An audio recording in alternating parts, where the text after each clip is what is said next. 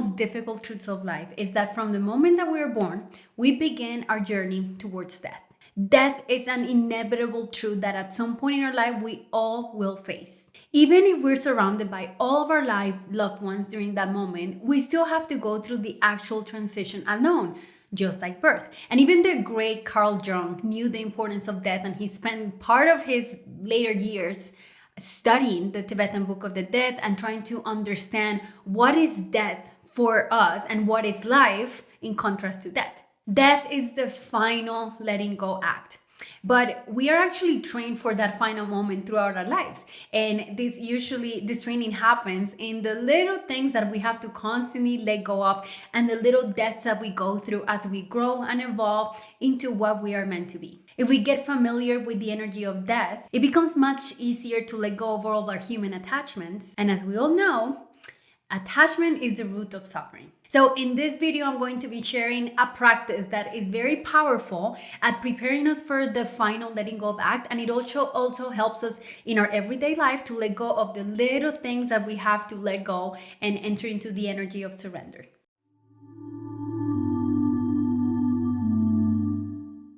My name is Silvana. I'm a course creator and the founder of the Venusian Academy, a space for the exploration of the divine feminine arts and Shakta Tantra. One of the biggest lies that we tell ourselves is that things belongs to us, that our bodies are ours. But in reality, not even our body is ours. Our body belongs to the earth. And at some point, we are going to have to depart from it. The earth herself is going to devour us whenever we're gone. Our consciousness is gone. So the path of Kali, in a way, is connected to death because she is the power of time, like the time force of life. Eventually, time eats everything. In 200 years, everyone you know will be dead. I know it sounds harsh, but it is a truth of life. And what's interesting is that I found in learning and exploring the path of Kali that there's a specific cult called the Kaula Tantrics. And they have this very intense set of rituals to initiate people into this particular path. All of these practices involve dead bodies and cremation grounds and looking at dead things. And it's basically a way in which you force yourself to witness the most grotesque aspects of life and the most terrifying aspect of life, which is death, and find the oneness in it all. So that is the practice of the Kaula Tantrics. And it's very intense for that reason, because they do have to practice observing that without the immediate rejection and resistance that comes at this very inevitable truth. Now, I am a modern woman and I have no interest in digging up dead bodies or going to a cremation ground and smelling burning flesh. But I think there are other ways that are not as drastic and intense and feel safer to me, honestly, to contemplate death and to receive the gift that we get whenever we look at this very harsh truth of life. But first of all, why do we even need to contemplate death? Can we just be present right here, right now with life? Yes, presence is everything, right? Like life is happening right now. But as we grow and as we expand in our life, there are so many things that we have to learn to let go of. And the most difficult things to let go of is our own identities and our own stories. So I think the final letting go is the letting go of the body whenever we go transition into the other realm. So contemplating death has a way of bringing us back deeper into life. So I'm going to walk you today through a very simple practice that I like to call the death meditation. There are many cultures that have these types of practices, like Tibetan Buddhism and Hinduism, and there's some in Christianity. It's everywhere, but I think I personally like to form my own relationship to the ritual. That way it feels safer. A lot of the prescribed death meditation rituals in the Kaula Tantric path or in other Tantric paths, cults of Kali, aren't necessarily the most safe and also the most practical. So I understand, if you're a full-blown tantric and you want to be an agori in India, that's, there's a path for that. But I think for most of us, we're trying to weave in our spirituality with modern life, and we're trying to interact with this reality. So it's important to find little practices that are practical yet effective. And this death meditation is one of the best ones I found. The most important part about the death meditation is the preparation of it. Because if you really go through the process internally, you're going to encounter very fearful parts of yourself, and you're going to encounter your own fear with mortality. Maybe not the first time, maybe not the third time, but eventually, if you're able to tap deep enough into the practice, it's going to bring up a lot of intense emotions. So preparation is everything. First of all, make sure that you are in a safe space physically and also spiritually. It feels safe. Make sure that you're gonna have a space to liberate emotion if they come up, that you have space to express yourself, and that you are in a place where you are protected. Traditionally, this practice is prescribed to be done in a cemetery, on the ground, and eventually you can lead yourself there. But I think to begin tapping into the depth of this practice, I prefer to do it in a place that feels very safe, like my bedroom, and just make sure that I have everything set up so I feel fully safe. The second thing is to prepare an altar. So in this altar, it can be very simple. It can just be an image of a deity that you connect with. It can be a picture. I travel a lot, so I have a portable altar where I have like a little candle holder to put, ghee wicks in there and my pictures. So if you can do something like as simple as that, beautiful. If you want to make an elaborate altar, by all means, go for it. But because this is going to be a death meditation, I invite you to work with the imagery of Kali. So if you don't have a statue of Kali, you can print out a picture, put it there, and then put like a little candle and just connect with the energy as the Divine Mother to help you, guide you through this process, and know that what's on the other side of the process is her. She's the one that's going to be receiving you. So that's the importance of setting up the altar. If you don't want to use the picture, you can use her yantra. And the yantra, just put it upright, or you can put it on a table under a red cloth. And then, I always like to begin all rituals with light, a little bit of fire. And if you want to turn it off, your candle, because maybe it's not like a safe candle, a pillar candle, you can do that before the ritual. But if you want to keep it on, that will be better, just to keep the altar alive and flowing. You can have offerings into the altar of things that you want, like red flowers that are very good offerings for it, or something that means a lot to you. These are all beautiful ways of setting up an altar. So once you have your safety and your safe space, then you are ready for the death meditation. All right, so first thing is that you're going to lay down on the ground, not in a bed and not in like a nice little cushion, but in the ground. You want to feel the hardness on the floor in your body, because that is part of the experiential journey that's going to take you there. Once you're laying down in the position of sadhana, make sure that you stay in that position, just bringing your awareness into your body and into your breath for the first 5 minutes before you begin the visualization process.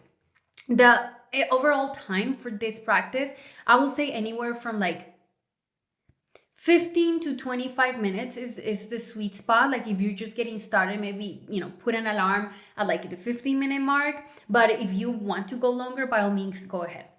This practice might come easier to people that have a natural tendency of like dissolution and letting themselves go. This is actually more difficult for people that have more controlling tendencies of wanting to have control out of everything. So if you're more on the side of like, I like to keep a tight grip on things in my life, then maybe expand the time. Do it like 30 minutes. That way you have plenty of spaciousness to fight through the resistance, and then finally, hopefully, break through and let go. So once you've set up, I personally don't like to set up timers, but if you're doing this for the very first time, setting up a timer might bring an element to safety, because if you start feeling like encountering intense feelings, you know that when the timer goes off, you're done. And then you're able to bring your awareness back. So you're in the sadhana, in the, what is that called? Shavasana. There you go. Or Savasana. You get it. The one where you're just like chilling in the ground. So you're laying down in that position. And what you're going to start doing is noticing your body. You want to start bringing your awareness into your root, your stomach, heart, the face. Feel your extremities. Do like a full body scan and feel the body.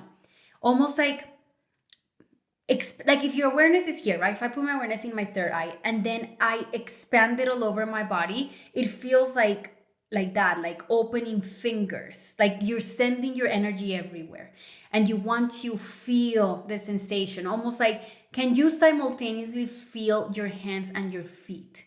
Because our awareness goes in one direction, right? But can you feel both your hands and your feet?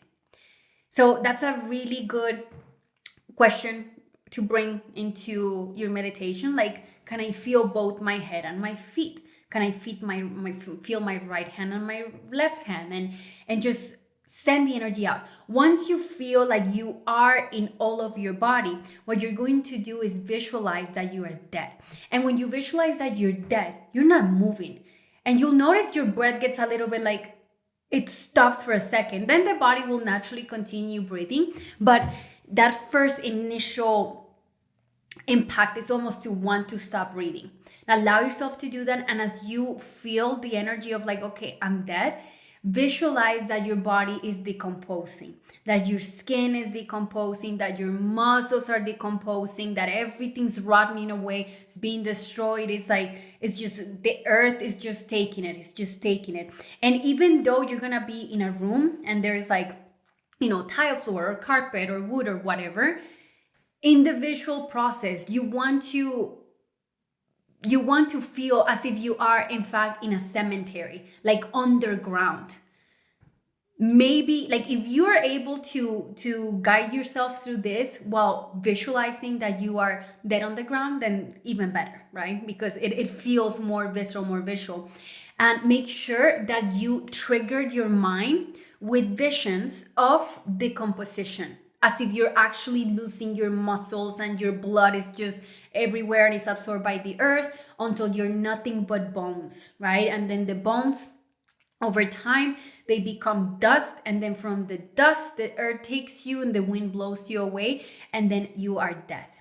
What you'll notice is that if you guide yourself effectively through this process, you might start encountering feelings of fear. You might have an emotional release of grief. You might have all kinds of experiences. There have been times where I've done this and I've experienced like just this joy, and it doesn't make sense. It doesn't have to make sense, but what you're doing is almost like having constant contemplations of death. And this practice creates like a time space bubble where you are like forcing yourself to look at it, contemplate it enough that you are feeling it. Sitting with the energy of death is actually very liberating, and it brings inspiration into your life. So let's go back to the meditation. Thank God I don't guide meditations because they're all over the place. So once you are in this like dust space, right? And you have like mastered the feeling in that moment, you're like fully in the feeling of being dead and have your emotional release, then you want to start like rebuilding and revisualizing your body being created back. Almost like it's like you're receiving new blood, new bones, new muscles, new flesh, new skin. It's just everything's being brought back up together. And then once you feel like your body has been rebuilt in your visualization, then you can start very lightly moving your toes, moving your fingers.